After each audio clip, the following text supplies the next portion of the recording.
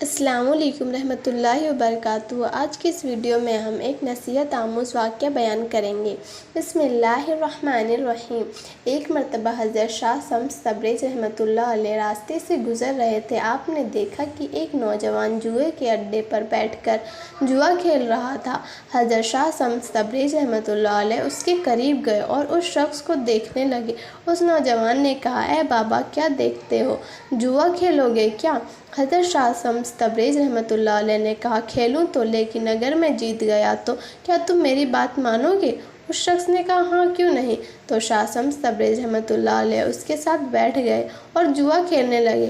بالآخر جب اس کھیل میں شاہ شمس تبریز رحمۃ اللہ علیہ جیت گئے، پھر آپ نے فرمایا، اے نوجوان، میں نے کہا تھا کہ اگر میں جیت گیا تو تم میری بات مانو گے۔ اس نے کہا، ہاں بابا، بتاؤ کیا کرنا ہے۔ شاہ شمس تبریز رحمۃ اللہ علیہ نے کہا، اے نوجوان، زور سے میرے منہ پہ تھپڑ مارو۔ اس شخص نے کہا، اے بابا، آپ میرے دادا بابا کی عمر کے ہیں، میں آپ کو تھپڑ کیوں ماروں؟ شاہ شمس تبریز رحمۃ اللہ علیہ نے کہا، یہ تمہارا وعدہ تھا کہ جو میں کہوں وہ تم کرو گے، اب تمہیں یہ کرنا پڑے گا۔ بالآخر بہت اصرار کرنے کے بعد اس نوجوان نے شاہ شمس تبریز رحمۃ اللہ علیہ کے منہ پر زور سے تھپڑ مارا۔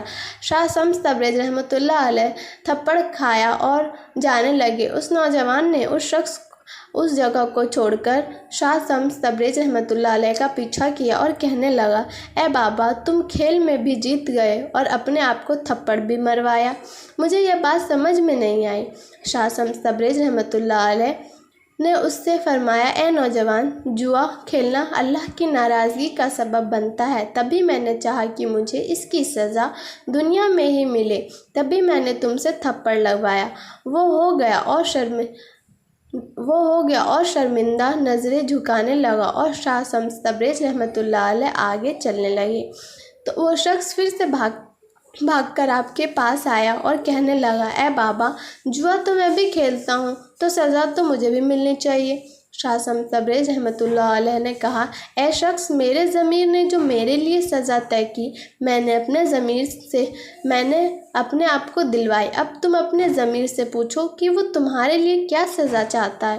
تو وہ شخص سوچنے لگا۔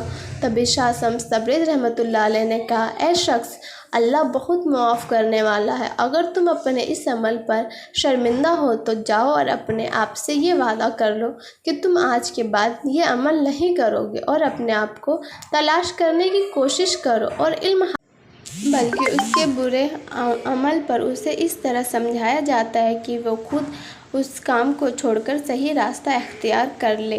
ہماری یہ ویڈیو پسند آئی ہو تو چینل کو سبسکرائب کریں، لائک کیجیے اور دوسروں تک ضرور پہنچائیے۔